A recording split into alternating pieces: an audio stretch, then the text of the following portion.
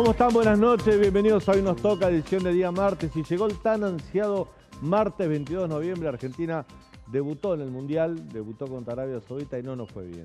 Lamentablemente, claro, a esta hora del día que yo venga y te hable de la derrota argentina, obviamente te va a cansar. Pero tiene que ver un poco con el malestar colectivo que se sintió. Y vos sabés que había información recién sobre el cierre de la tarde, que fue un día donde mucha gente no fue a trabajar. Hubo un faltazo general de gente que tiene trabajo formal o informal y no fue a laburar.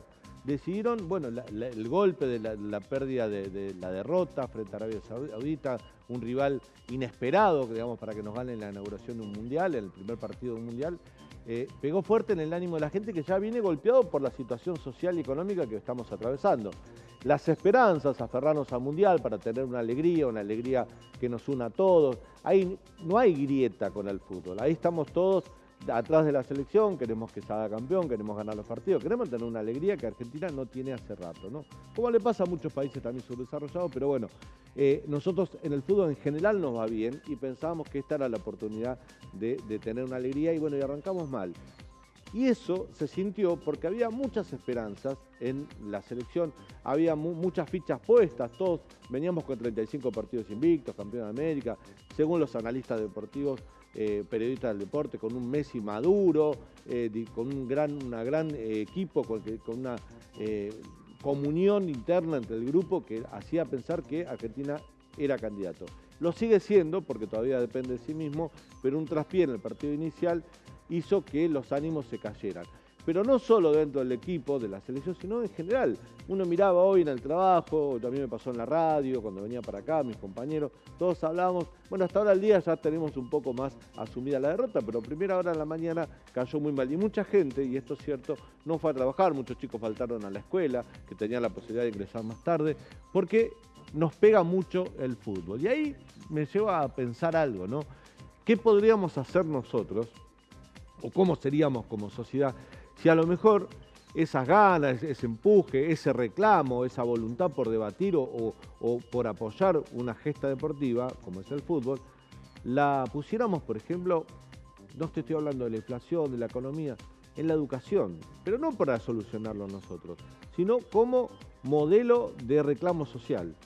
¿Por qué la educación o la escuela de nuestros hijos no tiene ese reclamo social o no tiene esa presión que sí tiene el fútbol? Claro, vos me vas a decir, bueno, el fútbol es un divertimento, pero lo otro, en definitiva, es la que forman nuestros hijos, nuestros ciudadanos, es la que nos garantiza el futuro. Hoy estaba viendo un informe que hizo Argentinos por la Educación, una ONG que se dedica a estudiar todo lo referente al mapa educativo argentino, y hizo una analogía muy interesante, ¿no? El Mundial de la Educación.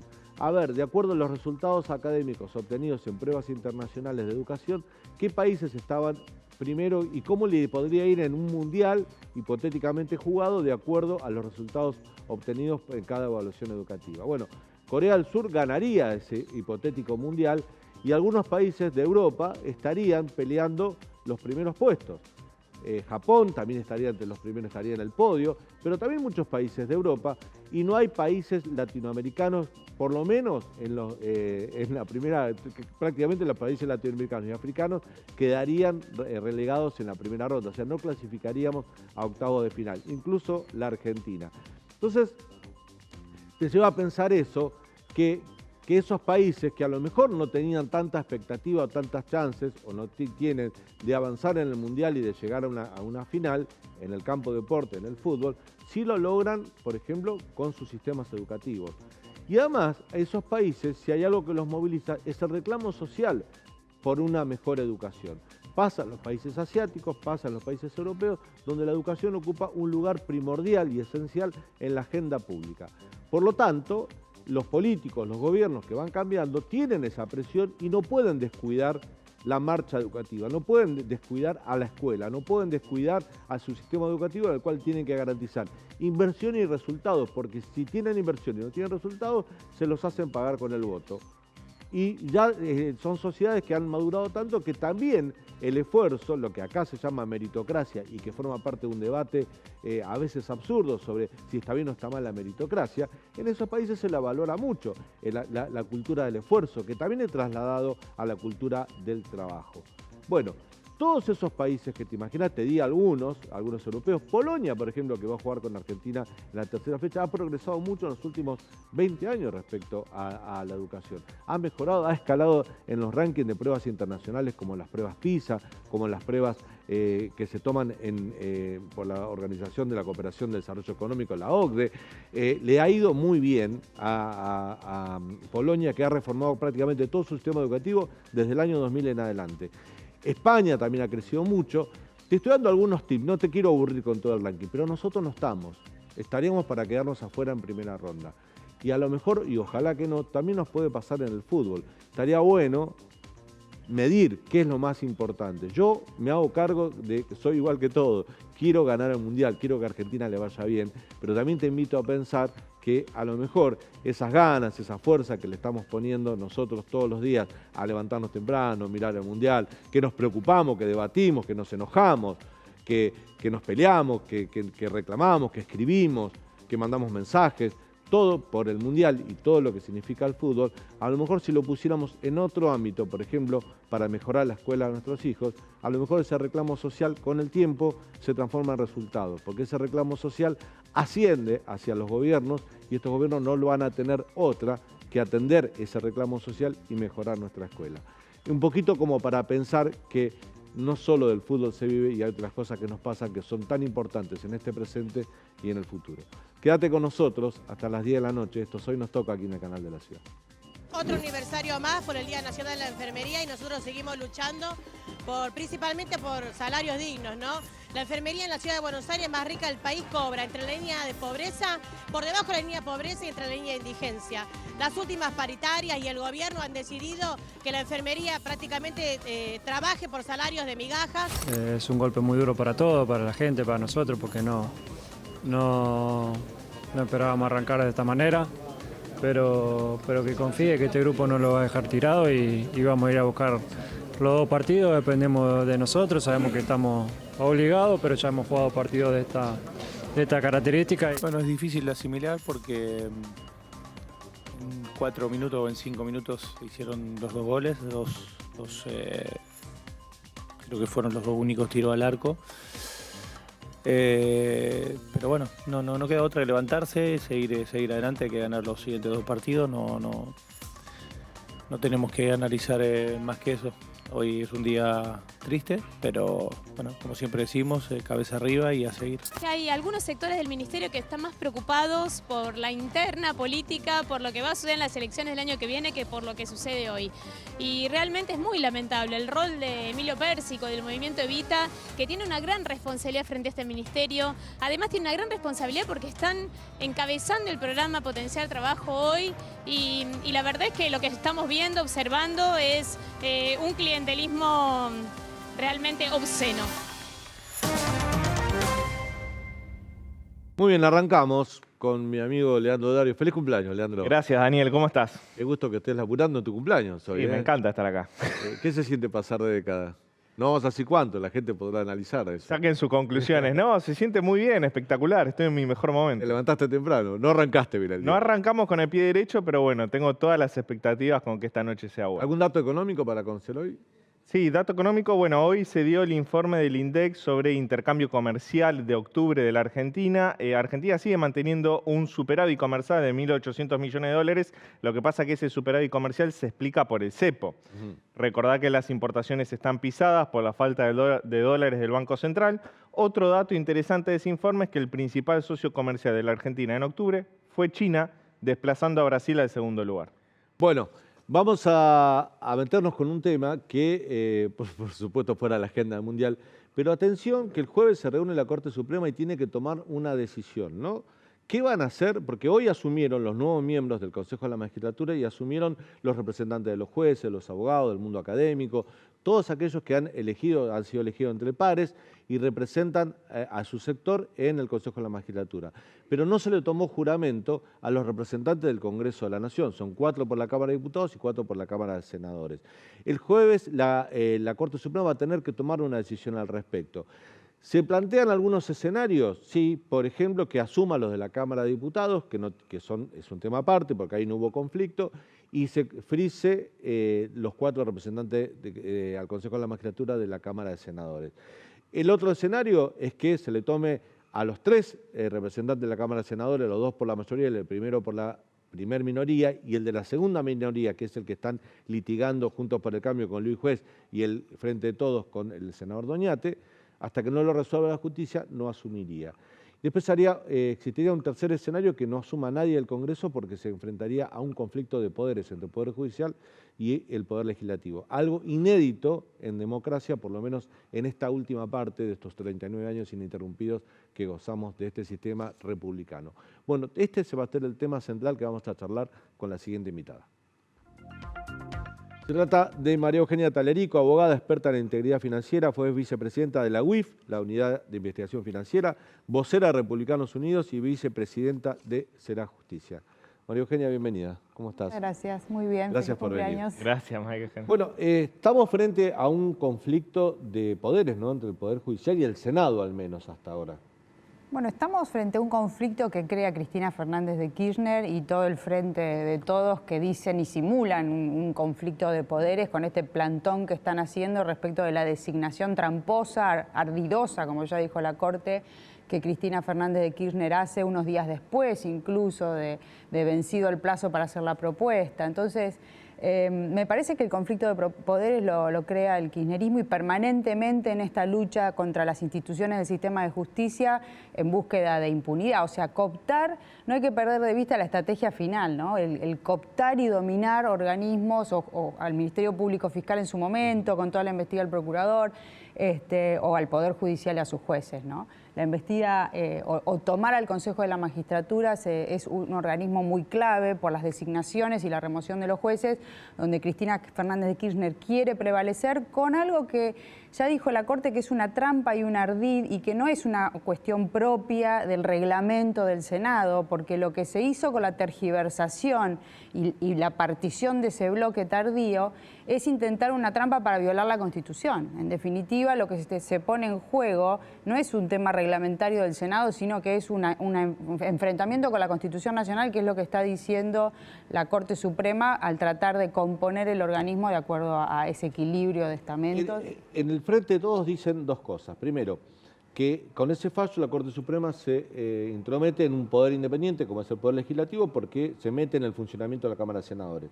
Pero aún los que reconocen que ese fallo, que no lo quieren reconocer lo ven como una intromisión del Poder Judicial, pero aún lo que dicen, si lo reconociéramos, sería para el mandato anterior, o sea, el que venció ahora, y no para este nuevo periodo del Consejo de la Magistratura, donde ahora sí hay 2 bloques y los presentamos como 2 bloques y nos corresponden el del representante, los 2 de la mayoría y el de la segunda minoría. No, porque la trampa la hacen teniendo en miras la composición que va a venir por todos los años que restan. O sea, ¿el fallo de la Corte es claro en ese aspecto? El fallo de la Corte es claro, lo que pasa que, bueno, lo reinterpreta la política. Está claro que en el juego de controles y contrapesos hay materias que son muy propias de cada uno de los poderes, pero acá la verdad que la Corte está siendo garante de muchísimas embestidas del kirchnerismo contra el Poder Judicial. No sé si ya se recuerdan cuando en el Consejo de la Magistratura iniciativas del representante del Poder Ejecutivo empiezan a tratar de remover muy rápidamente a los jueces de la Cámara Federal, Bruglia y Bertuzzi esencialmente, que son 2 jueces que ellos los tienen en la mira. En el mismo día el Senado estaba revocando los traslados y casi que en la semana estaba el decreto presidencial para remover a los magistrados. Y ahí se provoca un persaltum de la Corte Suprema de Justicia de la Nación que también los enfureció y lo tomaron como una intromisión. Lo que sucede es que el último garante de la Constitución Nacional es la Corte Suprema de la Justicia de la Nación y en la medida que haya tramoyas, trampas o ardides para, por los instrumentos que sea, violar la Constitución Nacional, la Corte Suprema es, gracias a Dios en este momento. ¿Qué crees que va a resolver la Corte el jueves? Porque yo planteé algunos escenarios, ¿no? Sí. Sí, que podría estar dentro de esas alternativas. Muy difícil, por ejemplo, que no asuman los representantes de la Cámara de Diputados, porque en definitiva es otra Cámara y ahí no hubo conflicto. Absolutamente. Yo creo que hay también que ponderar la crisis y la emergencia en la que se encuentra el Poder Judicial por la cantidad de vacancias que hay en este momento y la necesidad de que el Consejo de la Magistratura funcione, ¿no? Y hay que poner un equilibrio entre las cuestiones que hay que resolver. Me parece que tienen que componer el estamento de diputados, mandar a los senadores que no hay conflicto y eventualmente, no sé si va a ordenar que se le tome juramento el Consejo de la Magistratura, de hecho hay pedidos para que se le tome juramento a juez, o van a respetar la litigiosidad de abajo para arriba que ya tiene la cuestión, porque también están pidiendo los dejarían los sin asumir un consejero hasta que de abajo para arriba el Poder Judicial. Parecería que puede ser la solución más rápida y la más equilibrada y razonable para poner en funcionamiento el Consejo de la Magistratura. Siempre se dijo que los jueces federales son los primeros en olfatear cambios de humor político, ¿no? Recién hablabas de embestidas del kirchnerismo a la justicia. ¿Cómo se explica eso en función de que, bueno, las encuestas les están dando mal? Dentro de Juntos por el Cambio, los principales precandidatos a la presidencia creen que el próximo presidente será de esa coalición. ¿Cómo se explica este declive o caída de poder, pérdida de poder del kirchnerismo con las embestidas a la justicia? ¿No es contradictorio? Yo veo una aceleración de problemas en varios frentes. Uno es acelerar los ataques e intentar la desestabilización permanente, el relato permanente, porque obviamente lo que dicen no se condice siempre con la verdad, pero también veo mucho lío, por ejemplo, en el posible poder de los sindicatos. Hay mucha litigiosidad. Soy de Colón, provincia de Buenos Aires, acaban de matar por la interna en Guatre al chofer de una de las personas involucradas en la interna. Sí. Estoy detrás de Anzaloni. No sé si están mirando lo que pasa en el puerto de Bahía Blanca, también con una embestida muy importante por parte del SUPE para quedarse con una empresa privada para tratar de tomar... Contanos un poquito de ese conflicto del puerto de Bahía Blanca, que sé que todavía no llegó a los medios nacionales con la fuerza que debió haber llegado, pero es un conflicto muy delicado. Es un conflicto muy grave, primero porque se trata de un puerto estratégico de la Argentina como es el puerto de Bahía Blanca, después porque hay una empresa privada, un empresario privado que están diciendo que el titular del SUPA, que es un gremio de estiba, y en realidad la empresa se dedica a la carga de combustible por tubo, con lo cual no tiene nada que ver con ese gremio, que tiene mucho poder y se quieren quedar con la operatoria. Para eso extorsionan y ya le dijeron que no hay reclamos gremiales, pero se quieren quedar con la compañía, con la connivencia del presidente del consorcio del puerto, que es Federico Susbiele, que sería candidato por la Cámpora a intendente de Bahía Blanca. Operatoria en un puerto donde está apareciendo en el mar, no circuló tampoco mucho, bultos con cocaína, que se está investigando qué es lo que está pasando con la operatoria narco. Entonces digo, los conflictos son tan graves no solo por la embestida hacia una empresa privada, sino por los problemas que pueden estar sucediendo en los puertos argentinos, especialmente también en cuando la empresa había tomado la decisión, por ejemplo, de desafectar a la prefectura de la seguridad, poner seguridad privada y empezaron los problemas. Entonces, todo está escalando a una velocidad que a lo mejor es la pérdida. ¿Quién está investigando eso, María Eugenia? Sé que están las denuncias hechas, que hay videos, Florencia Arieto con esta iniciativa, ¿no?, de agrupar a los empresarios que están sufriendo los bloqueos, es la representante, y que hay videos y que la denuncia es lo suficientemente fuerte como para esperar que las autoridades funcionen. Y hablo de Arieto y quizás este movimiento antipiquete porque es muy difícil enfrentar las fuerzas de los sindicatos cuando vos no estás agrupado. Lo pasa con camioneros, ¿no? Que para el sindicato camionero de Moyano ya forma parte de su hacer gremial, ir y bloquear una empresa para obligarla a tomar determinaciones en beneficio del sindicato, con lo cual impide la libertad de trabajar, porque impide que produzcan, que comercialicen, que saquen los camiones, bloquean la entrada y salida. No, ni hablar. Y a cada interesado habría alguna persona que tiene medios de comunicación en Bahía Blanca, que es bastante conocido en las cuestiones portuarias y que está muy vinculado con los moyanos. O sea, nada es casualidad en la Argentina, los entramados son muy complicados y bueno, las denuncias dirán y ojalá avancen con la suficiente rapidez para proteger los derechos de las personas que están extorsionadas, amenazadas de muerte. Esta semana se conoció una denuncia que hizo la coalición cívica por enriquecimiento ilícito contra el ministro de Seguridad, Sergio Berni, cual le aparecieron propiedades que no estaban declaradas. Vos fuiste consultada por esa fuente que investigó, la denuncia la hace la coalición cívica, pero hay una investigación periodística. te fuiste consultada para que observaras o hicieras un análisis, tu investigación, tu sapiencia, conocimiento en todo lo que tiene que ver con temas financieros, para que observaras la declaración jurada de Sergio Berni. ¿Qué viste ahí? Bueno, lo que se ven son las declaraciones juradas de la Oficina Anticorrupción, que son las de acceso público, donde existe un incremento patrimonial de él y de Propato, que es su esposa, también diputada de la Nación, muy significativo a la luz de sus ingresos patrimoniales. O sea, el primer gran problema que tenés es un incremento patrimonial que no está justificado por las declaraciones juradas y que es lo que hace que un funcionario público como que se le invierte la carga de la prueba y tiene que explicar de dónde sacó semejante patrimonio, sobre todo entre el 21 y el 22, es exponencial el crecimiento. Pero eso es lo que arrojan las declaraciones juradas, tenencias en efectivo muy importante, un salto en propiedades de muchísimos millones, recotización de una sociedad anónima que no sabemos bien lo que tiene adentro, pero también de muchos millones de pesos.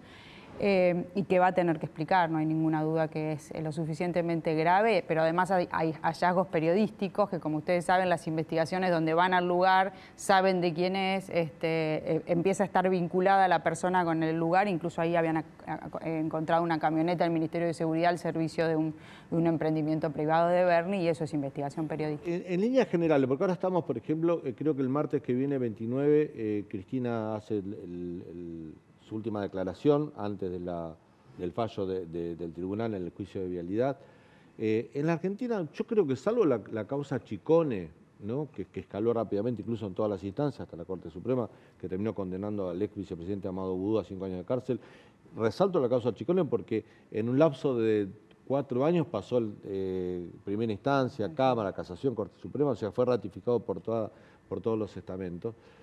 Pero en líneas generales, o caso Jaime, donde él se autoculpó, después hemos tenido detenidos por causa de corrupción con prisiones preventivas.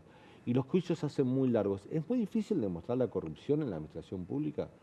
Parece algo tan obvio, uno ve los patrimonios, uno ve cómo viven, uno ve los secretarios de Cristina, Daniel Muñoz sacando 70 millones de dólares y comprando propiedades en Estados Unidos.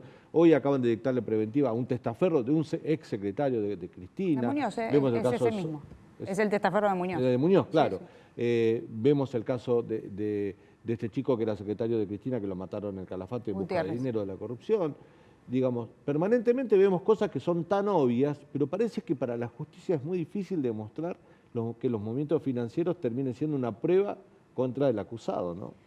Sí, a ver, Lázaro Báez fue condenado a 12 años de prisión en uno de los tramos de lo que va a ser vialidad, y que vamos a ver las palabras finales de Cristina, le toca la audiencia el 29, y luego Tesuri Los Sauces, que está ahí también probablemente a las puertas de ser revocada, porque hubieron 2 jueces que se pronunciaron para el lado, una jueza en disidencia. Hoy Cristina le pidió a Casación que ratifique pero esos 2 jueces están con pedido de juicio político, y lo que han hecho digamos, es un beneficio que no tiene ningún ciudadano en esta Argentina.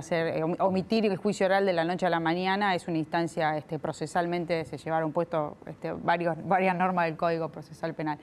Tesuri Los Sauces probablemente sea otro de los juicios que va a tener que enfrentar el año que viene. Es muy difícil, fue muy difícil de 2003 al 2015, porque la embestida institucional de encubrimiento para investigar la corrupción durante ese periodo en particular fue muy fuerte. O sea, disolvieron las áreas de la Administración Federal de Ingresos Públicos que estaban investigando las facturaciones apócrifas, se borró un servidor entero en la Procuración del Tesoro de la Nación, Gil Carbó aleccionaba a sus fiscales para evitar que las investigaciones sean direccionadas para donde tenían que ser direccionadas, la Unidad de Información Financiera no presentaba la información, o sea, se acumulaban organismos que encubrían. Esas causas que se iniciaron antes del 2015, porque no fueron iniciadas durante el gobierno de Macri, empezaron a, obviamente, avanzar con el cambio de gobierno. Hay jueces que manejan los tiempos políticos también. También la información, sí, pero también la información empieza a llegar, y lo que llegó mucho es información internacional.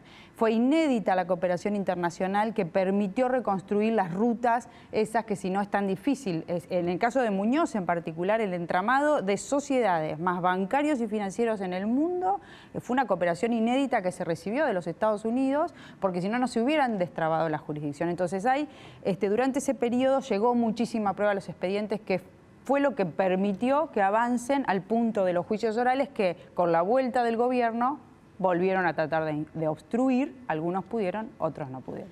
Pero es difícil, por ejemplo, te llevo a un ejemplo, ¿no? La causa vialidad. Donde vos estás sentado pasaron algunos abogados penalistas que nos decían, mira, lo más probable es que Cristina sea condenada por fraude a la administración pública porque hay muchas pruebas al respecto. Ahora, que para el tribunal confirmar la figura de asociación ilícita como pidió el fiscal Luciani va a ser muy difícil. Digamos, de alguna manera, por supuesto es otra pena, porque es otro delito, pero para muchos la asociación ilícita es algo que es muy difícil de probar dentro de un gobierno, digamos, como si fuera que ese gobierno se presentó a elección y ganó para robar, como si eso estuviera premeditado de antemano. Te explican desde ese lugar. Ese fue el argumento de Cristina, de que ellos llegaron por el voto popular y que un gobierno legítimo no puede ser nunca una asociación ilícita. Pero me lo han dicho abogados penalistas que no son kirchneristas. Sí, se ha conseguido en la Corte ese gran fallo en el caso de Menem, particularmente, diciendo que... La causa de armas, sí, ¿no? Para que haya asociación ilícita tenía que haber fines indeterminados, una organización estable, con división de roles. Fines indeterminados quiere decir que además de secuestro extorsivo, yo trafico hago narcotráfico y armas, tengo como muchos fines ilícitos. Es una interpretación que le dio la Corte en un contexto determinado, en un caso determinado. Pero el Código no dice esa eso. interpretación de la Corte Suprema del año 2000, creo que es, Se ¿no aplica. genera jurisprudencia? Sí, claro, es el precedente del que todos se agarran. Ahora, ¿qué es una organización ilícita? Es cuando vos tenés desde la cúspide del poder hacia abajo todos los estamentos cooptados para que ese dinero, sin que nadie lo advierta, investigue, supervise, reclame deudas fiscales, mire lo que está pasando con las obras, para que ese dinero llegue a Otesur y Los Sauces. O sea, es una ruta del dinero que quedó en la familia presidencial, gran parte de ese dinero. Entonces, se han organizado desde el Poder Ejecutivo, con todos los decretos y partidas presupuestarias que se hacían, proyectos de leyes para la obra pública en Santa Cruz y que nadie mirara, contra los informes de la Auditoría General de la Nación, para que del primero al último no advirtiera lo que estaba pasando ahí y más allá de todas las denuncias que ya Carrió venía haciendo, Cristina no cambie ni mueva a ninguno de todos los funcionarios del primero al último que tenían que ver con esa organización ilícita para extraer fondos del Estado. La calificación jurídica que se le dé a mí no me preocupa tanto. Es lo suficientemente grave para saber que funcionarios conspiraron de esa manera para quedarse con tantísimo dinero de los argentinos. Y puede haber otra calificación, porque cada año de todos esos años renovaron su plan delictivo. Y eso es un concurso real de defraudaciones cuya pena puede ser mucho más alta que un concurso entre una única defraudación eso y una no en la asociación causa vialidad. ilícita. Sí, claro. ¿Vos decís en la misma causa vialidad? En la misma causa vialidad, en cada año que renovaron su plan ilícito porque iban nuevas obras, nuevo presupuesto, nueva plata y nuevo desvío de dinero hacia los Kirchner, cada vez, y esto es jurisprudencia incluso que la Cámara del Crimen la tiene más porque hay más casos de defraudaciones, puede ser un concurso real de defraudaciones cuya pena es el máximo de la pena prevista para el delito, podemos estar en 30 años. No es una locura, esto es derecho, no es matemática. Entonces digo, discutamos la asociación ilícita si sí o si no, la defraudación al Estado existió, vamos a discutir si es única la defraudación al Estado o si puede ser defraudaciones reiteradas. Yo digo esto porque uno, para ir cerrando, María Eugenia, uno cuando ve la causa vialidad te dice, mira, esto se circunscribe a vialidad y obra pública en Santa Cruz, nada más, eso es lo que se está juzgando ahora, olvídate del resto. Pero, por ejemplo, yo, por una cuestión profesional y de amistad personal, soy un gran amigo mío, conozco muy de cerca la investigación de la causa de Cuadernos. La causa de Cuadernos, hay casi un centenar de empresarios que reconocen haber pagado coima. O sea, ya no es alguien que señala a un funcionario que se enriqueció. O los cuadernos nada más. O sea, tenemos todos los arrepentidos. Cuando te dicen son fotocopias, todos es absurdo. Todos El Lavallato no se hizo con ningún cuaderno, sino con declaraciones de empresarios que reconocieron haber pagado coima. Bueno, acá pasa algo parecido. Y sin embargo es algo que va demasiado lento para la cantidad de pruebas que están cargadas, porque los testimonios de los empresarios que están bajo la figura de testigo arrepentido o imputado colaborador son claros, reconocen haber pagado coima para poder hacerse de una licitación en la administración pública. Sí, entre otras cosas, ¿no? Los cuadernos es un entramado de muchas causas por distintas obras y distintos políticas. Pero ese punto, que los propios empresarios reconozcan haber pagado coima... La ley de los arrepentidos la están persiguiendo, impugnando todos los días, sistemáticamente, todos los defensores que puedan. La causa de Dolores fue una causa iniciada, la famosa operación Pus Pus para destruir cuadernos. Entonces es una causa que tiene mucha embestida, muchos abogados litigando ahí. Yo siempre digo, tengo una idea que la solución para esa causa es otra, es aplicar el Código Procesal Penal nuevo, hacer un acuerdo con los empresarios que devuelvan todo el dinero que le sacaron a los argentinos, que renueven sus directorios y que empecemos de nuevo con políticas de integridad en materia de obra pública. Es posible porque están esas, así como salió de la causa de la festichola de Olivos, vamos a ver, de alguna manera Alberto Fernández, es una posibilidad de un tipo de acuerdos que permite ese código y que no es muy tirado de los pelos para un caso tan ¿Ya se está aplicando en todo el país ese Código Penal? Porque estaba... No, algunos artículos sí, este artículo en particular. Es progresivo, sí. claro. Sí. María Eugenia, gracias. A ustedes. Un gusto tenerte en el Muchas programa. gracias, a ustedes. Vamos a ir a un breve corte y cuando volvamos seguimos con... Hoy nos toca hasta las 22. Estamos esperando a Eduardo Belibone, dirigente del Polo Obrero, porque se viene la protesta social. Se viene diciembre, que siempre es un mes caldeado en la Argentina. Ya volvemos.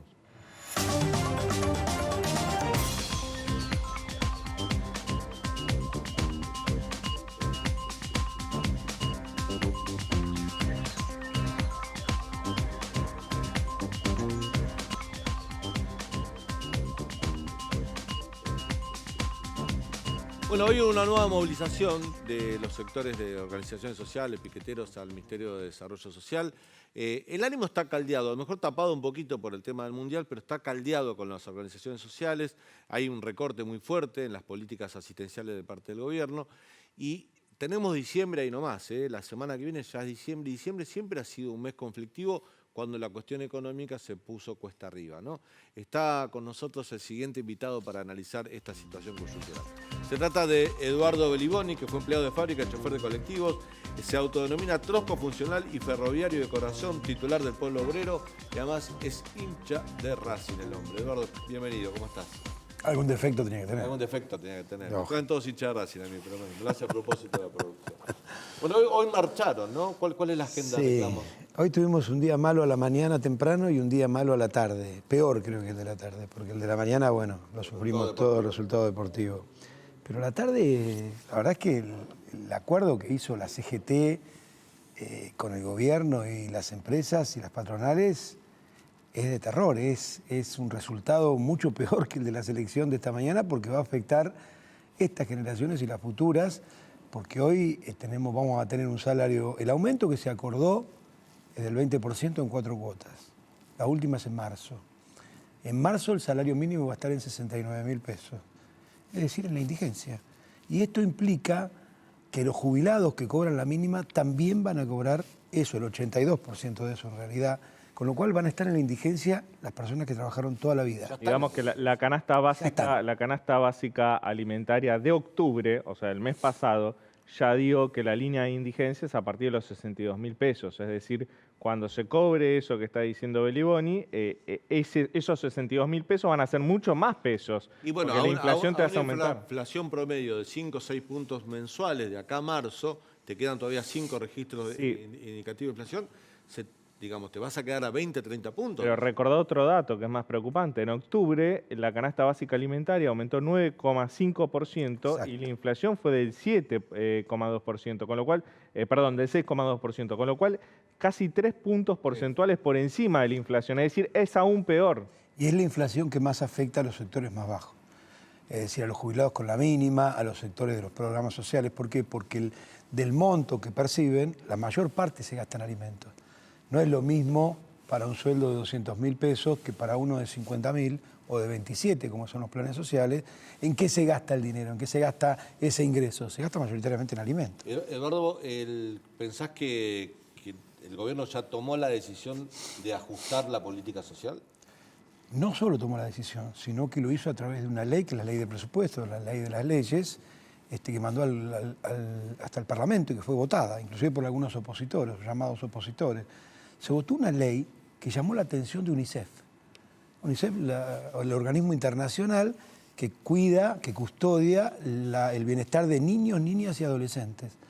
Y llamó la atención porque dice que viola un acuerdo que tiene la Argentina para proteger precisamente a las niñas y los niños y los adolescentes. Este presupuesto lo ataca, dice UNICEF. Imaginemos no, es decir, no solo tiene que ver con el ajuste que se está llevando adelante ahora, sino que el que se va a producir durante todo el año que viene. Esto es una manifestación de eso. Es decir, este salario mínimo en la Argentina, que es también la jubilación mínima, reitero, que ocupa el 60% de lo que es la jubilación en la Argentina. En la Argentina los jubilados que cobran la mínima son el 60% de los jubilados efectivamente que cobran. Entonces tenés que esa jubilación mínima y ese ingreso mínimo va a estar en la indigencia de acá hasta marzo por lo menos. Por eso nos hemos manifestado, nos hemos movilizado. Incluso hay cosas más graves, que es que la CGT y la CTA no tuvo ningún mandato para llevar adelante un reclamo en ese Consejo del Salario. ¿A quién le preguntó la CGT y la CTA? ¿A qué trabajadora? ¿En qué gremios hizo una asamblea? ¿Dónde se discutió el monto que la CGT iba a llevar de reclamo? En ningún lado. Pero ahí hay una relación de la CGT, de las centrales obreras, con las organizaciones sociales, que a veces las hacen partícipe de las decisiones o las incorporan y otras veces no. Digamos, porque ustedes en definitiva no son una organización social, el Pueblo Obrero, no son un sindicato. Dejá de lado al Pueblo Obrero. ¿Consultaron a los afiliados de los sindicatos, la CGT? ¿Convocó un confederal, un plenario de los delegados de este país, de los gremios, para discutir cuál es el salario? ¿Le preguntó a algún trabajador si con un salario a marzo de 69.000 pesos se puede vivir en la Argentina? No consultó a nadie, no tenía mandato para ir allí. Y no tenía mandato porque si le preguntás a un trabajador cuánto necesita para vivir, te va a decir, menos de 150.000 pesos es imposible, que es la canasta básica de pobreza, 138. ¿Y qué ocurrió cuando los trabajadores salieron efectivamente desde sus bases, consultándolas, discutiendo y salieron a luchar?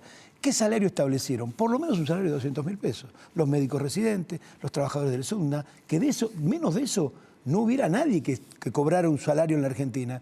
La CGT considera que 69.000 pesos a marzo está bárbaro. Bueno, claramente no representa el interés de los trabajadores, representa el interés del gobierno, que está dispuesto a llevar adelante un ajuste que dejaría colorado a Duhovne, a Martínez de Oz, es decir, a los extraordinarios y ultraliberales de este país más conocidos, aquellos que decían que había que ajustar.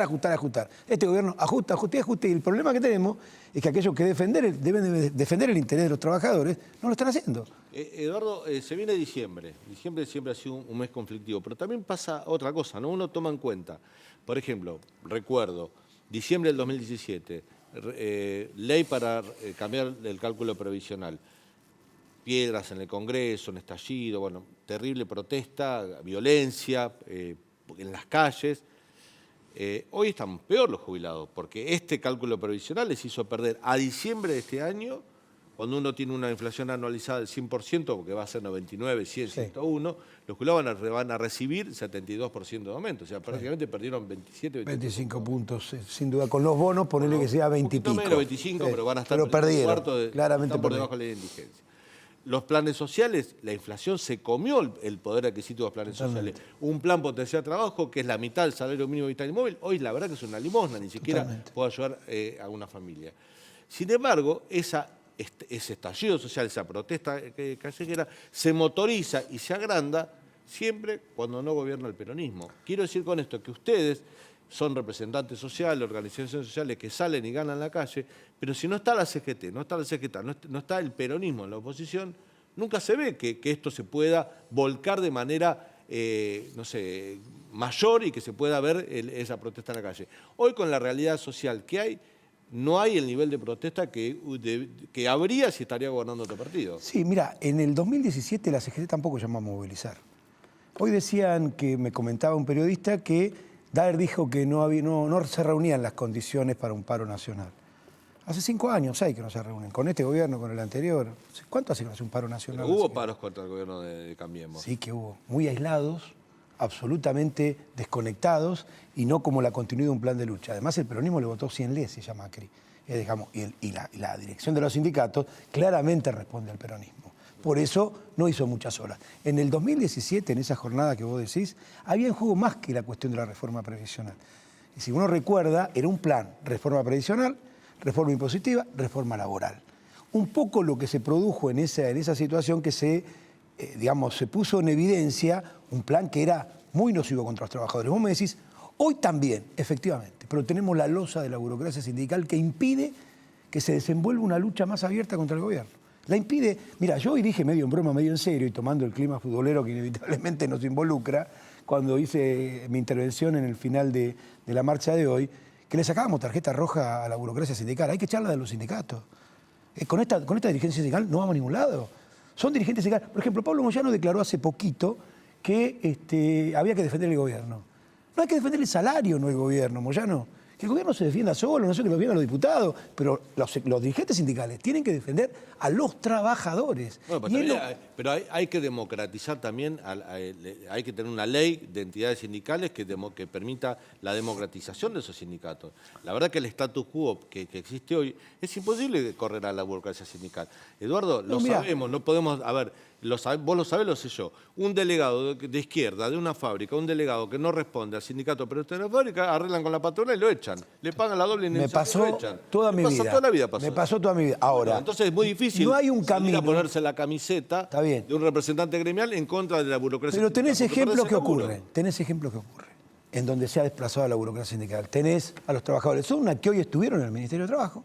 No es casual que estuvieran los únicos trabajadores que estaban hoy con nosotros ocupados, que son inclusive secretarios generales del sindicato, te los nombro porque son poquitos. Sí. La AGD, los docentes universitarios, los compañeros del sindicato del neumático, que también han recuperado el sindicato, los trabajadores de la SICOP, que estaban ahí, los médicos, es decir, sindicatos que se pueden recuperar, lógicamente peleando, y con lo que vos decís es verdad, un dirigente sindical de izquierda es corrido, pero hay que insistir y hay que construir agrupaciones antiburocráticas, porque con esta dirección no solo pierden los trabajadores, pierde el país, pierde el desarrollo nacional, pierde la posibilidad de tener un salario que también tenga un nivel de actividad económica, que produzca un nivel de actividad económica. Esta gente ha condenado a millones de personas a un salario de indigencia, y por supuesto son todos millonarios, ninguno cobra un salario mínimo. Son todos millonarios. Eduardo, un sector del Frente de Todos, el kirchnerismo, acusa del ajuste que está haciendo su propio gobierno al presidente Alberto Fernández. Cuando vos decís, este gobierno está haciendo un ajuste que sonrojaría al exministro de Economía Duhovne, ¿a quién te referís? ¿A Alberto Fernández como hace el kirchnerismo o ampliás esa responsabilidad? A todos. El kirchnerismo te diría que es más responsable que Alberto. Alberto no tiene poder hoy, Alberto Fernández. Digamos, es una persona puesta por Cristina y por Massa, y tiene a Massa, que dirige la política económica de este país, y que es sostenido muy fuertemente por el kirchnerismo, contrariamente a lo que ocurría con Guzmán, que era sistemáticamente atacado por el kirchnerismo. Hoy lo escuchás a Larroque, que es de la mesa chica del kirchnerismo, decir, encontramos un ministro de Economía, a la propia Cristina, decir, ojalá todos los ministros fueran como Massa. Massa hoy es el hombre del ajuste en la Argentina del Fondo Monetario Internacional. Así que no se crean que Cristina es crítica del gobierno de Fernández. Tiene que colocarse crítica, inclusive para sostenerlo. Es decir, para hacer la continuidad del gobierno el año que viene, porque por supuesto no puede ser Fernández. Entonces plantea como la continuidad de este gobierno, defendiendo a Massa, no atacándolo, defendiendo a Massa, que es un ministro ajustador, un ministro que, como vemos acá, como vemos con el salario, con el presupuesto que presentó, plantea un ajuste generalizado. Entonces hay que ir a una pelea en serio por recuperar las organizaciones de los trabajadores. Si no, estamos perdidos. Las organizaciones de los empresarios que existen y tienen corporaciones se defienden muy bien. Hacen coloquios, discuten y llevan adelante sus planteos. Que me bajen los impuestos, salarios a la baja, liquidación de los convenios colectivos laborales. ¿Los trabajadores qué hacemos? ¿Esperamos que venga la dádiva, la heladera llena de Fernández? No, por supuesto que no. Tenemos que seguir insistiendo en la organización de los trabajadores, aunque como vos decís, cueste, lógicamente. Hay una persecución gremial hacia la izquierda, lógicamente, pero tenés sindicatos que pelean. Y hay ejemplos de que hay que organizar eso y que hay que encontrar agrupaciones antiburocráticas, porque en la base de los gremios, de todos los gremios, hay muchísima bronca y muchísimas ganas de pelear. Ahora, como vos decís, cuando alguien levanta la voz en una fábrica, viene el burócrata y dice, cállate, porque a mí me va bien. Finalmente ese es el fondo del problema. A los burócratas les va bien, son millonarios, apoyan estos gobiernos. Y venimos de un acto en donde estaba toda la CGT y toda la CTA, en la que Cristina se dedicó a defenderse a sí misma y a decir que lo mejor que le podía pasar a la Argentina es que volviera a la gendarmería. No abrió una palabra del salario. Lo tenías todos los dirigentes sindicales ahí. No dijo una palabra sobre el salario. No dijo, miren, el salario en Argentina es un desastre, tenemos que ir, ahora que tenemos la oportunidad, faltan 5 días para la convocatoria del Consejo de Salario Mínimo, fijemos un salario y vamos a pelear por ese salario. No, el kirchnerismo es el gran sostén de este gobierno de ajuste del FMI. Te hago la última, Eduardo. Vuelvo con lo mismo, ¿no? Ante este clima tenso, estas necesidades, estas demandas que hay, que bien planteas vos por los bajos ingresos para el sector que está incorporado a la economía formal y aquel que está en la economía informal, ¿no? O que depende de algún tipo de asistencia estatal. ¿Qué diciembre esperás previo a las fiestas? ¿Pensás que va a ser tranquilo? Todos los diciembre son difíciles. Por eso digo, como siempre Y son si encima nos vamos a quedar afuera del Mundial, y te cuento, te va a ser un... ¿Influye eso o lo decís en Sí, broma? claro, no, lo digo de verdad. ¿Influye? Sí, en el ánimo influye. Mira, a mí, yo hace 63 años que tengo de vida, hace 40 que milito. Para mí forma parte de mi vida, trabajé toda mi vida, como vos decís, dirigente sindical de izquierda, te rajaban de todos lados, peleaba con la burocracia. Es decir, que la lucha es mi vida, forma parte de mi vida. Hoy no tenía ganas de venir a la capital, a la movilización después de la derrota. Influye en el ánimo, por supuesto que influye, no hay duda. Ahora, lógicamente influye mucho más la economía, la situación social. El cuadro es muy difícil. Mira, te voy a contar una cosa que no le conté a nadie. Me llamaron un asesor de las empresas de los supermercados, los grandes supermercados. El tipo me escribió, me dijo, ¿cómo ve diciembre? El hombre está preocupado por diciembre. Digo, la verdad que veo una situación muy difícil. No veo la misma del 2001. No es la situación del 2001, en el que uno veía que la posibilidad de un desborde social estaba a la vuelta de la esquina.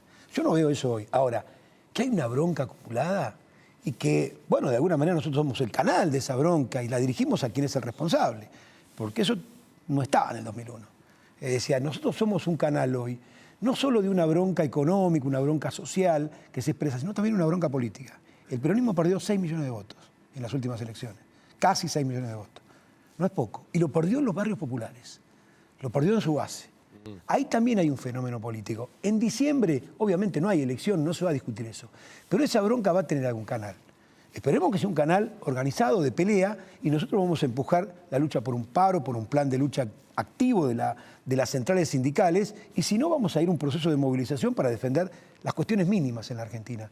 Que a fin de año la gente tenga un plato de comida, que no falte la comida en los comedores populares y que peleemos por un bono a fin de año o por un doble aguinaldo o por un IFE, llamarlo como quiera, que ayude a que la gente pueda terminar el año más o menos bien. Si no ocurre eso, probablemente haya muchas movilizaciones, muchas acciones de lucha y nosotros nos vamos a reunir la semana que viene para discutir eso. Eduardo, gracias. Gracias a por tu visita. Vamos al último corte. Cuando volvemos te contamos lo que quedó en el tintero, las últimas informaciones. Ya volvemos.